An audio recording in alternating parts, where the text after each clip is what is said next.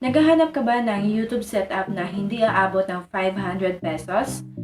Hi, Rose here, helping you to grow your audience with online video. So, if this is your first time here, consider subscribing. And all the links that I mentioned on this video, you can find in the description below. Alright, sa video na ito, i-share ko sa iyo ang aking tips na magkaroon ka ng YouTube setup na hindi aabot ng 500 pesos. Alright? So, una is dapat meron kang smartphone, any kind of smartphone na kayang kumuha ng video na meron siyang 5 MP pataas, front and back, then you are good to go. Hindi mo na kailangan na bumili talaga ng DSLR or mga digicam just to start your YouTube channel or just to create a good quality YouTube videos or any kind of videos. Just use your smartphone. Start messy. Start with whatever you have. The next YouTube equipment is the tripod.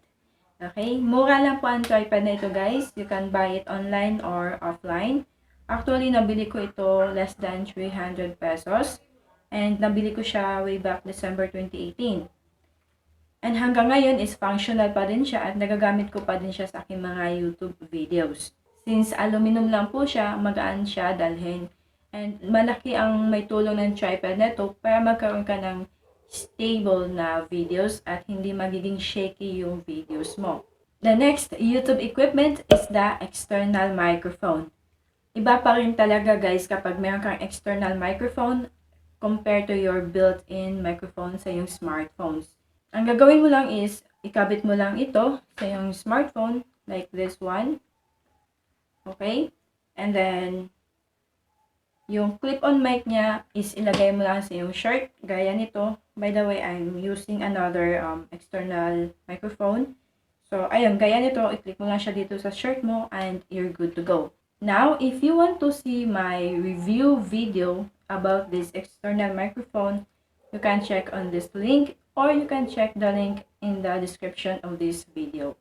Siguro mamaya na lang, guys, after this video, right? Here you go. Para magkaroon ka ng YouTube setup na less than 500 pesos, ang kailangan mo lang is cheap na tripod at saka cheap na external microphone. Siyempre, pag meron ka ng smartphone. So, hindi mo na kailangan na bumili talaga ng mga mamahaling equipment just to start your YouTube video or just to start your YouTube channel. For me, guys, wala yan sa price ng isang equipment para magtatagal yan sa'yo. Nasa paggamit mo lang talaga yon. Depende sa paggamit mo. It's either mura or expensive. Kung hindi mo naman inaalagaan yung mga gamit mo, so wala ding silbi, diba?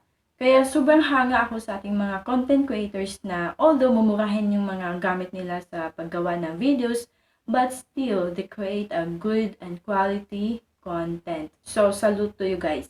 If you get value from this video, don't forget to smash that like button. And for more video tutorials, YouTube equipment, tools, and tips, you can check on this video. And I will see you there.